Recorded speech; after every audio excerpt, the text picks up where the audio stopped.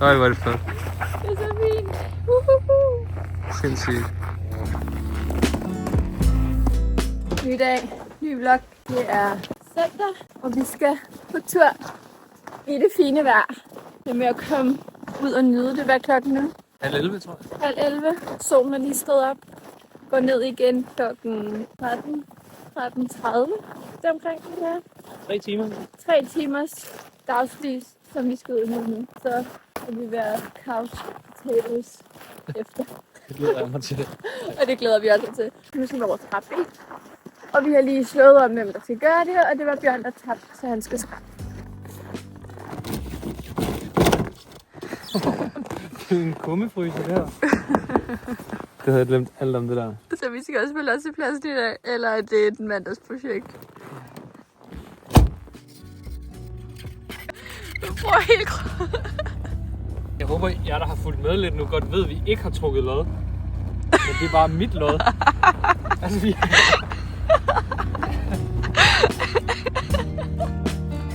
Woogie. 16,5.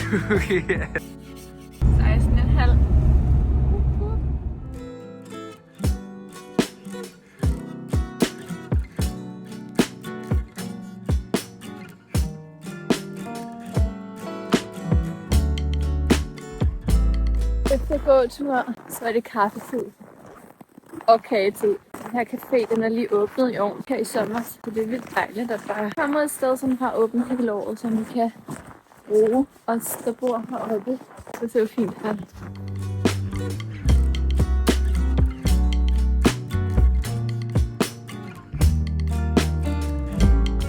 Hey, vi kan få solen nu. Vi er altså på hunt efter solen, og jeg tror, jeg får den hele.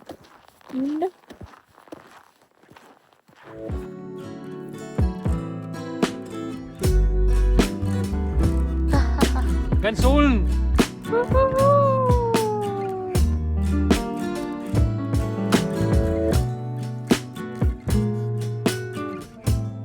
Så er det altså en ny dag her i vloggen, og det er søndag, første advent. Og vi skal på en lille genbrugsforretning, hvor vi skal se, om vi kan finde nogle fine ting til vores hytte. Så kom med!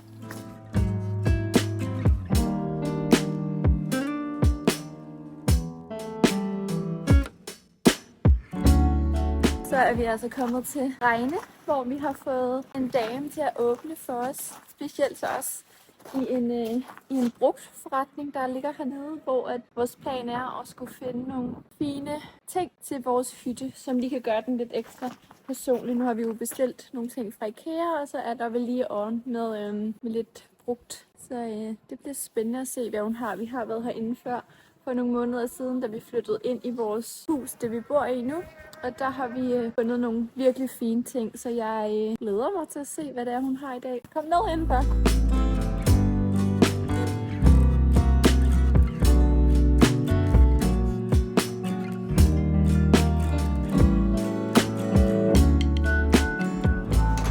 Godmorgen.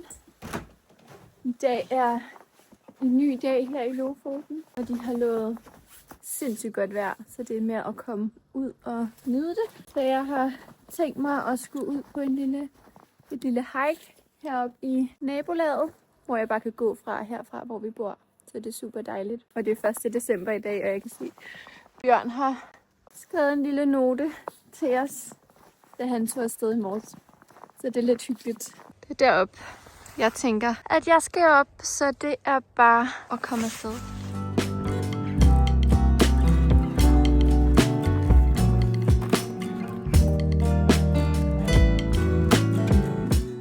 Så vi er altså kommet et lille stykke op ad fjeldet.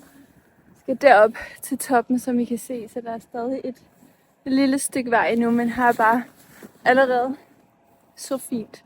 Og vi bor jo altså lige dernede i et rødt fint træhus, så det er bare, elsker det her sted, hvor vi bor her i Lofoten. Det var så magisk.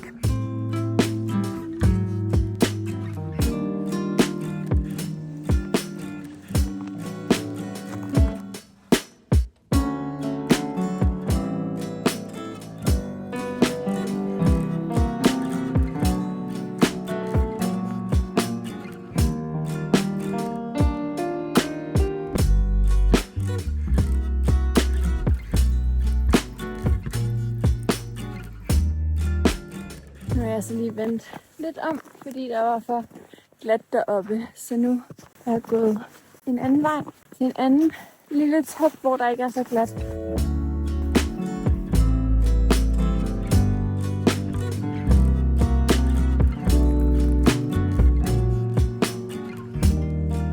Nu er klokken omkring 12, og solen er altså på vej ned igen.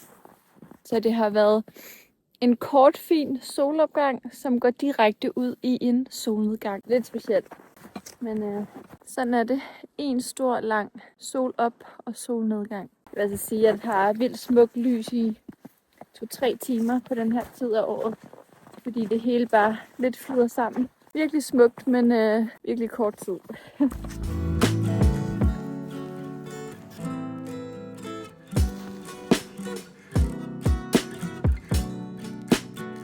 Lige fortælle lidt om vores juleplaner, fordi den 12. december, der flyver vi til Malaga i Spanien og skal være i 10 dages tid og faktisk løbe et halvmaraton dernede. Og jeg har bare ikke trænet særlig meget op, fordi vi har haft sindssygt dårligt vejr her på det seneste. En masse storm og regn og sne, så jeg har ikke rigtig kunnet være udenfor. Jeg synes, det er så kedeligt at løbe på løbebånd, men har gjort det en lille smule. Og så skal vi bare ned og lige have lidt D-vitamin, inden vi skal herop igen. Vi rejser fra Malaga til Danmark for at holde jul, og så kommer vi til Lofoten i starten af januar igen, hvor der altså stadig er mørketid, det vil sige, at solen ikke står op der. Så det bliver godt til os med en lille tur til det sydlige Spanien for lige at suge solen til os, inden vi kommer tilbage til Winter Wonderland i Lofoten. Hvor vi altså... Der ligger vores hus.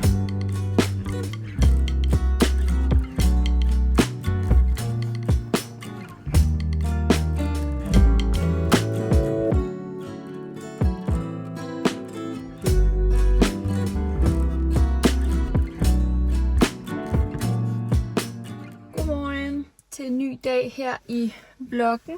Jeg er på vej ind til den lokale café i Leknes. Jeg skal mødes med en dansk kvinde, som bor her i Lofoten, som har ansøgt til den stilling, vi søger i Norway. Så det er mega spændende at møde hende, og altid uanset hyggeligt at mødes med andre danskere her i Lofoten. Vi har som sagt forleden dag lagt et jobopslag op i forbindelse med vores virksomhed Norway, hvor vi søger en ny kollega her i Lofoten. Vi vidste ærligt talt ikke, da vi lagde den ud, om der ville komme nogle ansøgninger, fordi det er jo en stilling, hvor at man i hvert fald meget af tiden af året skal være her i Lofoten, og det vidste vi ikke, om der var nogen, der havde lyst til at komme og være her sammen med os så længe, men vi har fået over 100 ansøgninger, og jeg er næsten i bund med dem alle sammen. Har samtaler i den her uge med nogle af dem. Så det er bare virkelig spændende at lære dem lidt bedre at kende og se, om vi finder det rigtige match til os. Så det er sådan en proces, jeg også lidt er i gang med ved siden af vores hytte, og så i aften, der skal vi ned, Bjørn og jeg, og gøre rent i hytten. Nu er den altså helt klar, fordi at vi tager til Spanien om nogle dage, og så når vi kommer tilbage igen i det nye år, så bor der altså en fast i hytten, som har underskrevet en lejekontrakt på et år, så det er virkelig spændende og følelsen lidt urealistisk, at det egentlig er vores hytte, når vi jo egentlig kun har haft den i så kort tid, og så er der en anden, der skal bo i den nu. Men det er bare virkelig dejligt og virkelig lettende, at vi har fundet en, som kan bo der fast. Det tror jeg var en god beslutning, vi tog, i forhold til, at vi ikke skal stresse rundt med at få den gjort rent og udlejet og alt sådan noget. Så nu har vi bare en fast aftale, og det kan jeg mærke er sindssygt dejligt. Men jeg skal op og mødes med den danske pige nu, så det bliver bare vildt hyggeligt.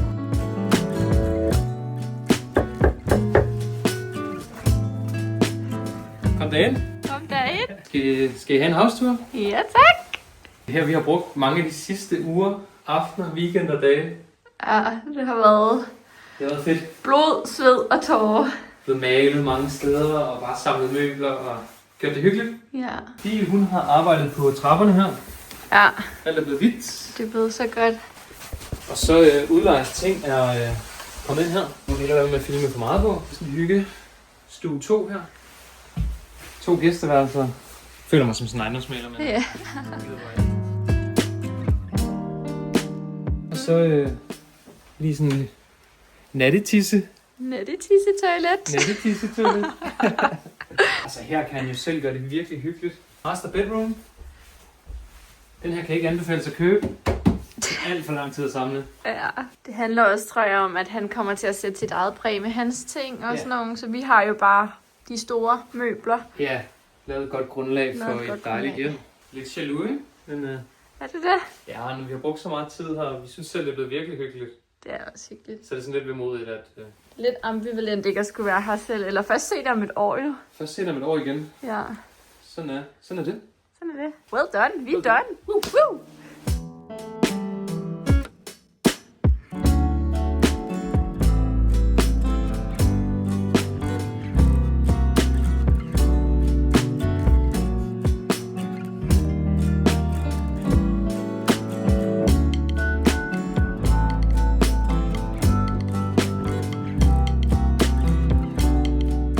Hallo?